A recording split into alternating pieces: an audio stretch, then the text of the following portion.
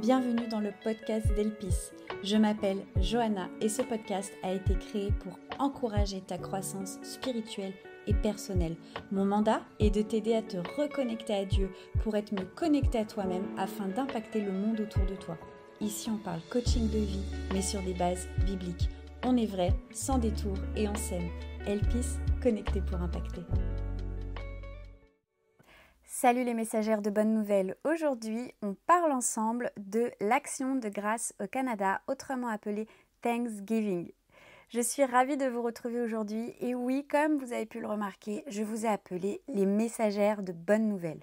En fait, ce mot, il est venu assez simplement dans mon esprit quand j'ai commencé à taper mon script et puis je me suis dit, mais en fait, c'est ça, nous sommes appelés à être des messagères de bonnes nouvelles et au-delà de délivrer un message, nous sommes appelés à incarner, à transpirer ce message pour que finalement, il n'y ait pas besoin de mots, mais que ce soit les gens qui viennent nous voir et qui nous disent « Mais c'est quoi ton truc en fait ?» Et là, qu'on puisse vraiment déverser dans leur vie l'amour de Dieu pour eux. Comme je le disais, aujourd'hui, on va parler de l'Action de grâce, qui est une fête célébrée aujourd'hui, le 9 octobre, au Canada. Et puis, je trouvais hyper intéressant que le premier hors-série de ce podcast Elpis, connecté pour impacter, en fait, ça tombe sur cette célébration si particulière, l'Action de grâce.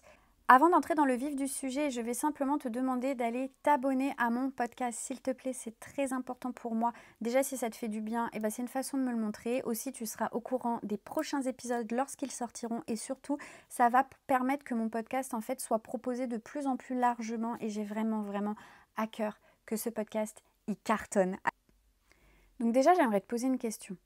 Est-ce que tu vois pas tout simplement une différence entre la France et l'Amérique du Nord, et donc plus particulièrement, là on va parler du Québec. Est-ce que tu vois pas une différence dans la mentalité? Est-ce que tu vois pas une différence dans la façon dont ils envisagent les choses, dans leur rapport aux autres? Moi, je crois que le fait qu'ils aient une fête qui soit institutionnalisée et que le principe de la journée, ce soit de dire merci et de compter les bénédictions, de compter les grâces dans sa vie, je pense sincèrement que ça a un impact sur l'atmosphère spirituelle et que ça a aussi un impact simplement sur la psychologie des gens là-bas. C'est quelque chose qui est institutionnalisé une fois par an, ce qui implique que forcément ils le font à d'autres moments. On va dire merci. On va s'arrêter, on va prendre une journée à part pour dire merci. Alors du coup, j'avais envie qu'on se pose tout premièrement la première question, mais qu'est-ce que c'est la gratitude dans la Bible? On va pouvoir aller lire dans Philippiens 4,6 « Ne vous inquiétez de rien, mais en toute chose, faites connaître vos besoins à Dieu par des prières et des supplications avec des actions de grâce. » Je le dis souvent, mais on a tendance à s'arrêter par des prières et des supplications. On s'arrête à supplication. Il ne faut pas oublier avec des actions de grâce. Je ne dis pas qu'on n'a pas le droit d'aller vers Dieu en pleurant sa vie, parce que je crois que c'est bon qu'on ait cette honnêteté-là, cette spontanéité-là, ce naturel dans la relation de venir comme on pourrait aller vers une amie, un époux ou vers son parent en pleurant, en disant « Non, là ça va pas, j'ai pas le moral, ça joue pas quoi ». Ceci dit, on a aussi tendance à oublier les actions de grâce. Dans le sens de la réelle action de grâce, la reconnaissance qui sort vraiment du cœur, qui sort vraiment des tripes et qui est sincère. Pourquoi est-ce que je dis ça? Parce que des fois chez les chrétiens, on est un petit peu champion pour quand on te dit « Comment tu vas ?» répondre « Par la grâce de Dieu, ça va aller. » D'accord, très bien. Du coup, c'est une réponse hyper flottante qui, moi, personnellement, me met totalement mal à l'aise. Je ne sais pas trop quoi répondre, je ne sais pas comment me positionner face à quelqu'un qui me dit « par la grâce de Dieu, ça va aller ». Du coup, ça va ou ça va pas, en fait? Enfin, réponds-moi simplement. Est-ce qu'on peut avoir cette transparence-là? Est-ce qu'on peut avoir cette liberté de simplement dire « écoute, en ce moment, ça va pas trop. S'il te plaît, prie pour moi. » Tu n'es pas obligé de raconter ta vie. Mais répondre « par la grâce de Dieu, ça va aller », c'est un peu... Bon, très bien. Et je sais pas, est-ce que tu as la foi? Est-ce que tu dis ça parce que c'est religieux? Est-ce que tu le crois vraiment? Est-ce qu'il y a sincèrement une reconnaissance envers Dieu de la grâce qu'il y a sur ta vie? Mais de quelle grâce est-ce qu'on parle exactement? Je crois que on a besoin de se rappeler, de se remémorer, de revenir à c'est quoi? Qu'est-ce que la gratitude selon Dieu? Et en fait, dans la Bible, la gratitude, c'est un acte de foi. c'est vraiment placer Dieu au-dessus de tout et surtout au-dessus de nos circonstances, au-dessus de ce que mes yeux vont voir. C'est l'attitude de David quand il écrit tous ses psaumes, des psaumes qui des fois, il déchire son cœur devant Dieu, mais ça termine toujours dans « je sais que tu vas intervenir, je sais que tu vas me sauver, et même si tu ne me sauves pas, tu es mon Dieu, je te louerai encore, j'élèverai ton nom encore. » Et en fait, c'est dans cette déclaration de force-là, de foi-là, pardon, qu'il y a une force surnaturelle qui vient se révéler parce que j'y crois, parce qu'en fait, je ne me concentre pas que sur ce qui ne va pas.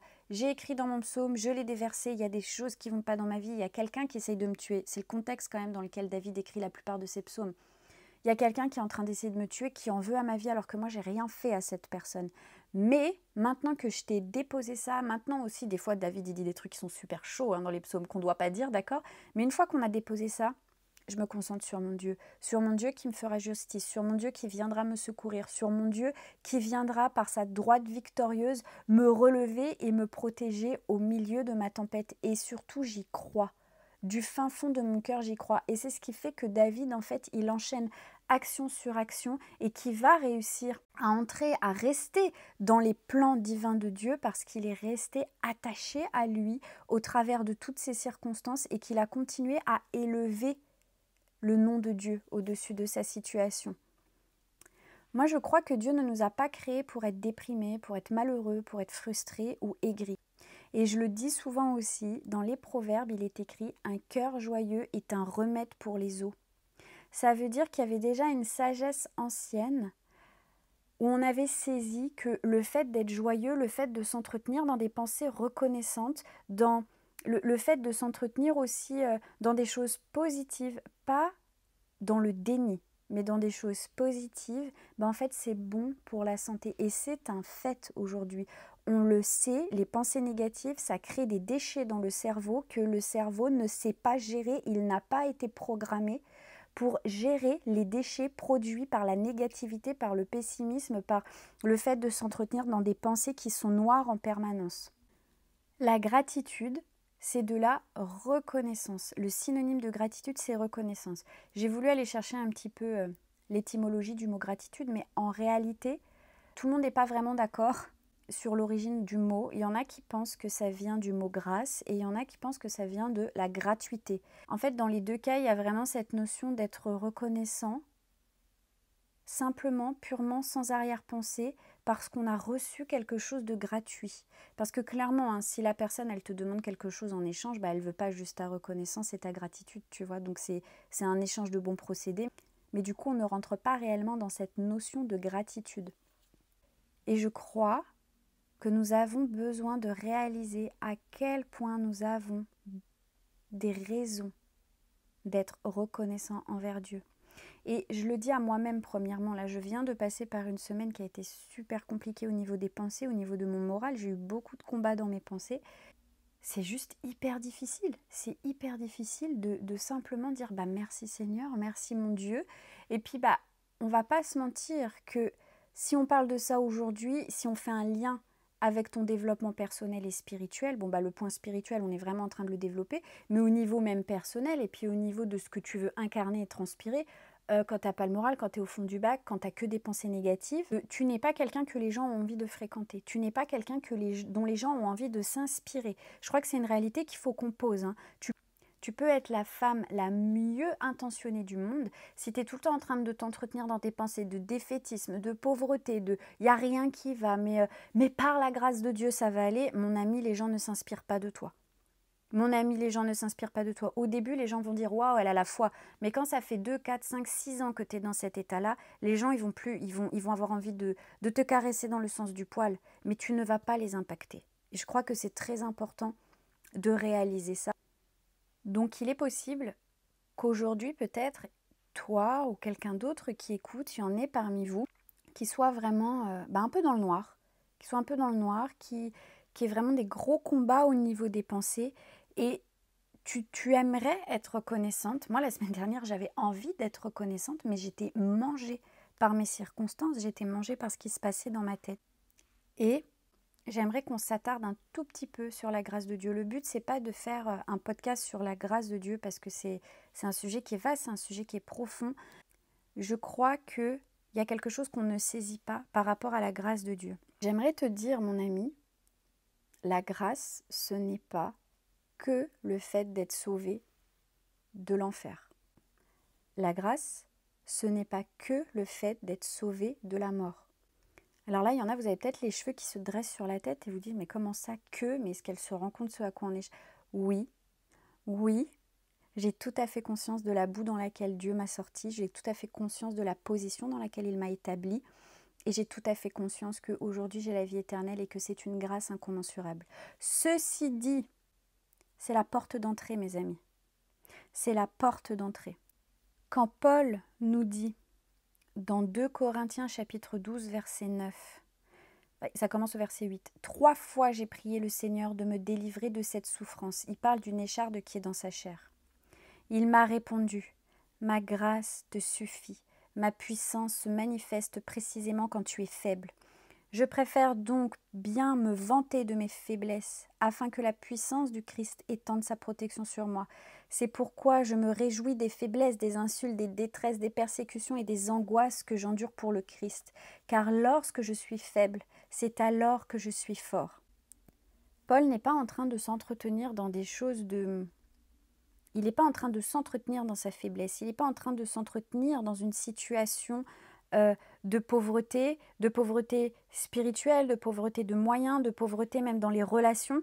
Il n'est pas en train de s'entretenir dans une situation de fausse humilité, pas du tout. Paul sait qu'il est assis dans les lieux célestes avec le Christ.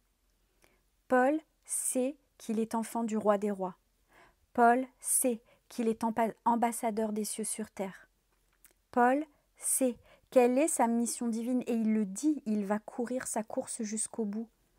Paul sait que Christ vit en lui, que Dieu a commencé une œuvre en lui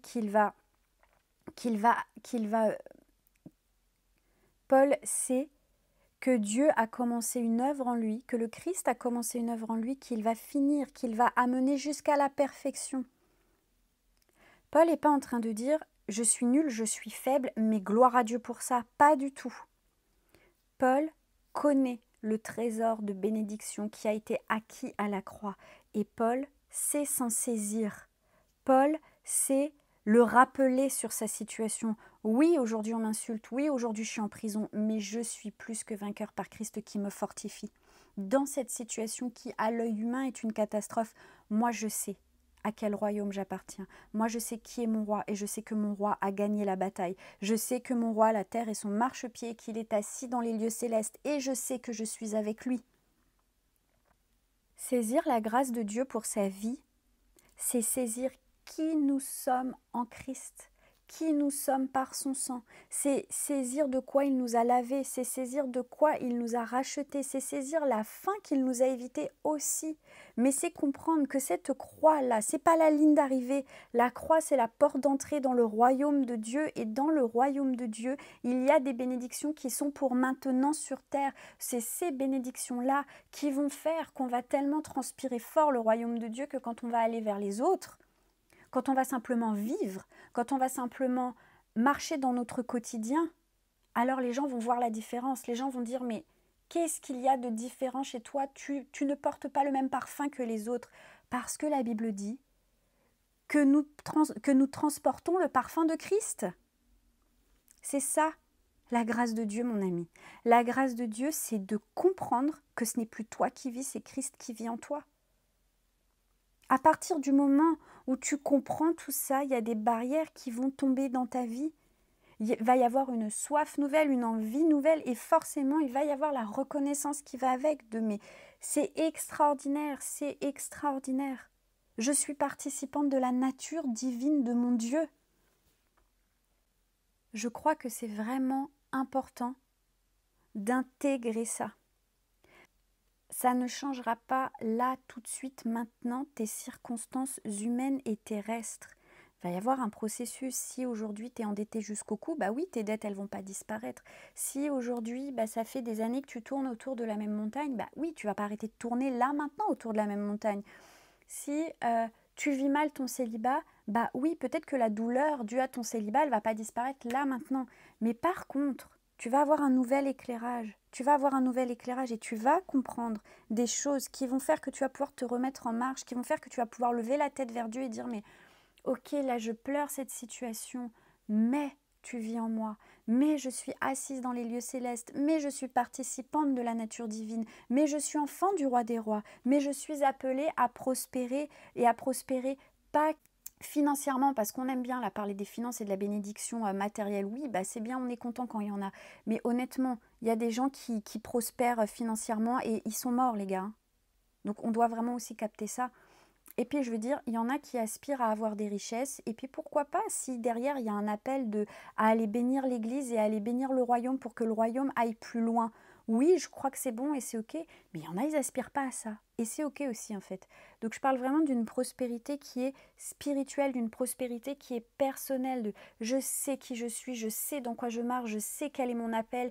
Et en fait, dans mon quotidien, je suis tellement convaincue que je marche avec Christ parce qu'il vit en moi, parce qu'il m'a appelé, parce qu'il m'appelle par mon nom, parce que il est écrit dans le livre de vie le nombre de jours qui me sont attribués et ces jours ont un sens, ces jours ont une mission et je cours ma course parce que je suis l'enfant de Dieu et que je veux lui faire plaisir parce que je l'aime.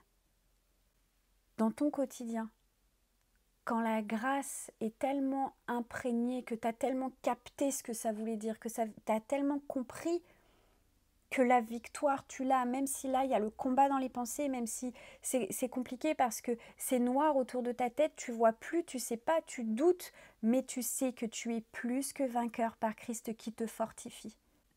Je crois que ta reconnaissance, si elle est fondée là-dessus, je crois que si ma reconnaissance est fondée là-dessus, alors nous allons devenir inébranlables, alors nous allons transpirer le royaume, alors nous allons être bien dans notre peau aussi, parce qu'il y a quelque chose de supérieur qui te relève, il y a quelque chose de supérieur qui t'habite, il y a quelque chose de supérieur qui te revêt.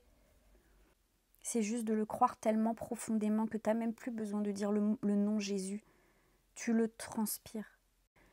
Alors maintenant, on va simplement parler des effets de la gratitude, les effets de la gratitude, de la reconnaissance. Je suis reconnaissante et j'ai un cœur joyeux. Quels sont les effets? Eh bien, il y a une amélioration de ton bien-être mental et spirituel. Spirituellement parlant déjà, la Bible nous rappelle dans Philippiens 4,7 que la gratitude apporte la paix de Dieu qui dépasse toute intelligence et garde nos cœurs et nos pensées en Jésus.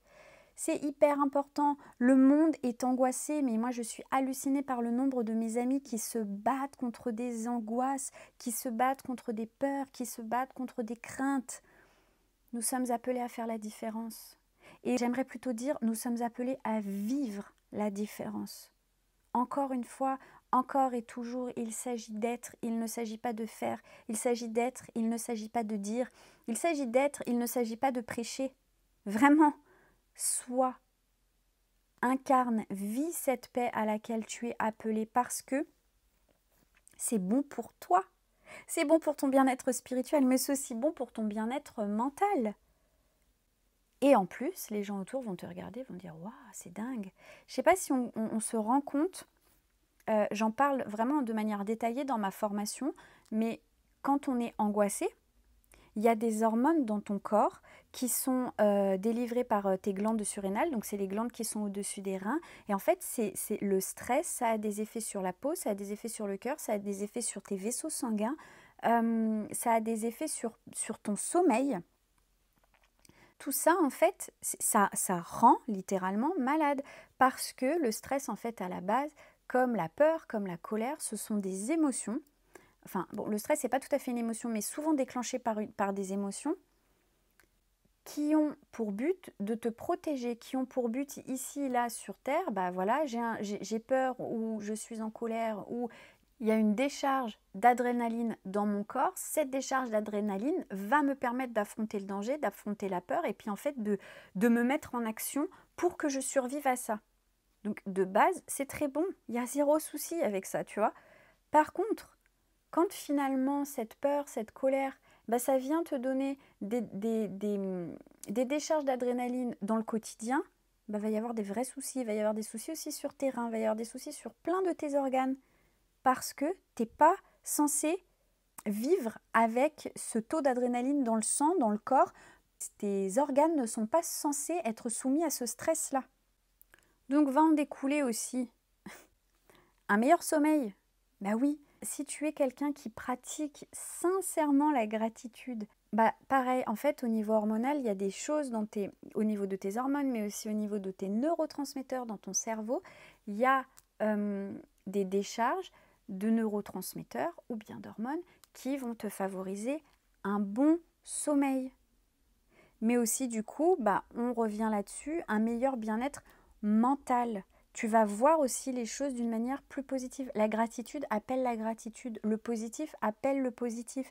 Et plus tu t'entretiens là-dedans, plus quand quelque chose de négatif arrive, parce qu'il y a des choses négatives qui arrivent, on n'est pas des bisounours, on ne vit pas sur une planète parallèle, il y a des choses négatives qui arrivent, en fait, ça va minimiser l'impact. Tu vas peut-être être triste pour quelque chose, mais ça va pas. Ton socle de reconnaissance, de gratitude, de positivité à l'intérieur, il sera tellement fort que, oui, tu vas vivre la chose, ça va pas venir te faire t'écrouler et retomber dans une spirale de négativité, de dépression, de mauvaises pensées. Ensuite, comme je l'ai dit, le positif appelle le positif. La façon dont ton regard se pose, ça amène une prospérité. Dans le psaume 128, on lit « Béni est tout homme qui craint l'Éternel, qui marche dans ses voies. Tu te nourriras du travail de tes mains, tu seras heureux, tu prospéreras. » C'est une promesse, les amis. La gratitude, ça te fait rentrer dans ce chemin de bénédiction. Plus tu es reconnaissant, plus il y a une loi naturelle et spirituelle là-dedans, qu'il y a des gens qui ne sont pas en Christ, qui ont mieux compris que nous. Ils ont compris que plus je suis reconnaissant, plus je suis dans une véritable gratitude, plus j'attire à moi des situations qui sont positives. Et encore une fois, si la situation n'est pas si positive que ça, j'en fais quelque chose de positif. Mais de nouveau, je ne suis pas dans le déni. Je n'ignore pas les choses. Je ne me voile pas la face. Je ne me mens pas. Quand je vois que quelque chose est noir, bah je dis que la chose, elle est noire. C'est tout, basta. Elle n'est pas rouge, elle n'est pas blanche. À quoi ça sert de se mentir ? Tu te mens à toi-même, ça va être compliqué parce que si tu te mens à toi-même, le jour où tu sors de ton illusion, tu vas t'écrouler. Tu te montes des mensonges sur les gens autour de toi, tu vis. Mais le jour où le mensonge il s'écroule pour X raison, mais tu t'écroules avec en fait. Donc il y a un appel à regarder les choses avec maturité, mais avec ce socle profond de paix, de reconnaissance, de gratitude, de joie. Parce que tout ça, en fait, c'est un package qui va te permettre de traverser les circonstances. Ça va aussi renforcer tes relations. Mais oui, si tu es capable de dire merci, si tu es capable d'aimer les gens, si tu es capable de les regarder sans attendre des choses en retour, et puis si tu transpires ça, les gens vont être attirés à toi, les gens vont avoir envie de passer du temps avec toi, les gens vont avoir envie de te parler, les gens vont avoir envie aussi même de s'ouvrir, de se confier, de te donner un droit de regard. Et c'est là aussi où toi tu vas pouvoir venir apporter ton témoignage, tes valeurs, parler de Jésus, où tu vas pouvoir faire du bien à la personne. Maintenant, j'aimerais qu'on regarde ensemble comment cultiver la gratitude. Alors, ça va être 3 actions très simples, parce qu'on n'a pas forcément besoin de faire des choses compliquées. Premièrement, j'aimerais juste qu'on pose nos pensées sur un mot qui est le mot méditer. La méditation, c'est un grand mot aujourd'hui, c'est un mot qui est beaucoup utilisé et surtout, ce qui est très important de comprendre, c'est que selon que je parle de la méditation, selon des techniques de relaxation, des spiritualités alternatives, ou selon que je te parle de la méditation selon la Bible, on n'est pas du tout sur les mêmes mots. Il y en a un, c'est vraiment faire le vide, ne plus penser, méditer. Dans la Bible, ça vient du latin meditare, qui veut dire penser de manière active à quelque chose. Quand je médite la Bible, quand je médite un verset, quand je médite la grâce, quand je médite les raisons d'être reconnaissante selon la Bible, je pense de manière active à la parole de Dieu. Je pense de manière active à la prêche que j'ai entendu dimanche dernier. Je pense de manière active aux paroles de ce chant qui tourne dans ma tête et qui viennent faire quelque chose. Et c'est pour ça aussi que la musique, ça marche. Enfin, voilà. Parce que tu te répètes les paroles, tu les médites. Il se passe des trucs, tu fais des liens avec des versets, tu fais des liens avec des situations où tu as vu Dieu agir dans ta vie. En fait, tu vas t'entretenir là-dedans. Tu médites. Nous sommes appelés à méditer la parole de Dieu jour et nuit. Ça veut dire que on est censé majoritairement avoir les pensées tournées vers Dieu dans notre journée. Alors il y en a qui vont dire non, mais c'est pas possible quand je suis au travail et tout machin. Non mais d'accord, très bien, j'entends. J'entends aussi que quand tu es en train de planifier tes vacances, tu n'es pas en train de prier, on est bien d'accord. Ce que je veux dire, c'est que quand on est dans la voiture, à quoi on pense? Quand on est en train de cuisiner, à quoi est-ce qu'on est en train de penser? Quand on est en train de passer du temps libre, de se promener, à quoi est-ce qu'on est en train de penser? Ça peut être très simple en fait, hein, que tu sais, des fois, il y a des émissions qui vont tourner dans notre tête, des fois, il y a des chansons, combien de fois on chantonne là comme ça, on pense à notre journée de travail, on pense à notre dispute avec machin, on pense à Bidule qui nous a fait ci, on pense à ça qui va pas, au patron qui machin, à truc qui nous a pas répondu, à telle personne à qui, et puis alors là après on part dans les trucs, bonjour, nous sommes en 2009, je viens de me taper la honte, et puis je repense et je revis la situation. Que tu le veuilles ou non, nous sommes en méditation toute la journée. Nous pensons de manière active à des choses toute la journée. L'idée ici, c'est de changer l'objet. C'est de changer l'objet. C'est de réfléchir et de se dire, bah tiens, mais en fait ça veut dire quoi en vrai? Et puis, d'aller regarder sur son téléphone l'étymologie de tel mot ou d'aller relire tel... Aujourd'hui, honnêtement, tu ne te rappelles pas d'un verset, tu as juste à taper dans Google les 2-3 mots dont tu te souviens, la référence biblique, elle sort. Donc on n'a plus vraiment d'excuses.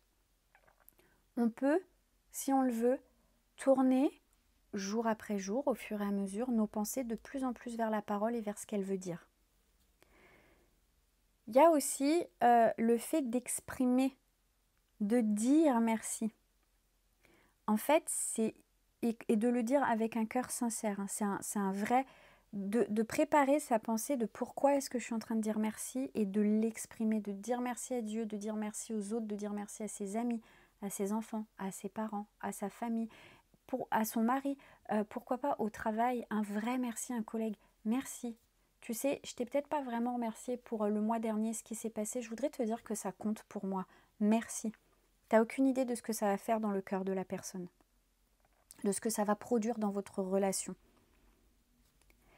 Et puis, la troisième chose, c'est tenir un journal de gratitude. Il y a un livre qui est sorti il y a quelques années, 3 kiffs par jour. Franchement, il a fait un carton, tout le monde, voilà, ça, on en a parlé énormément. Enfin, l'idée, c'est de s'entretenir. C'est de s'entretenir dans des sujets de reconnaissance. L'autre jour, j'avais pas le moral et je me dis, ok, et si je faisais, qu'est-ce qu'il y a eu 3 trucs de positif dans ma journée? Et là, je commence à penser à...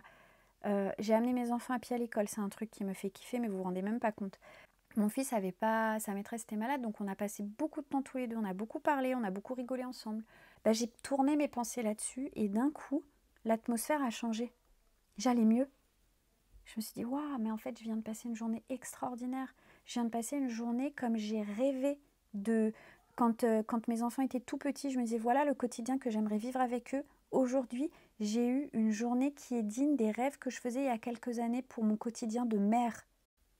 Donc je t'encourage, prends vraiment le temps de noter, tiens ce journal, prends le temps de noter sincèrement 3 raisons, 3 choses qui aujourd'hui t'ont fait du bien. Et s'il n'y en a pas, parce que c'est une journée horrible, 3 raisons, malgré tout, d'être dans la gratitude. Et je peux t'assurer que le fait d'avoir reçu la grâce de Dieu dans ta vie, si tu en prends la mesure, tu ne peux pas ne pas être reconnaissante. Déjà, ça t'en fait une, qui est quotidienne. Le fait de connaître Dieu, ça t'en fait une deuxième. Le fait d'être en vie, le fait d'être en vie, des fois ça peut paraître bateau vraiment, mais combien d'années ça m'a gonflé d'entendre ces choses. Non mais je suis en vie, je suis reconnaissante d'être en vie, non mais ça va. Bah oui, en fait oui. Même si aujourd'hui ta journée elle a été pourrie, t'as encore l'occasion demain. T'as encore l'occasion demain d'essayer de recommencer. Et cette fois peut-être d'y arriver. Et peut-être ce ne sera pas une victoire complète et totale. Peut-être ce sera 1 degré de plus. ce sera déjà merveilleux. Et puis en point 4, j'aimerais aussi peut-être apporter la réflexion sur qu'est-ce qui t'empêche d'être reconnaissante dans ta vie? Qu'est-ce qui te vole ta joie? Qu'est-ce qui te vole ta positivité?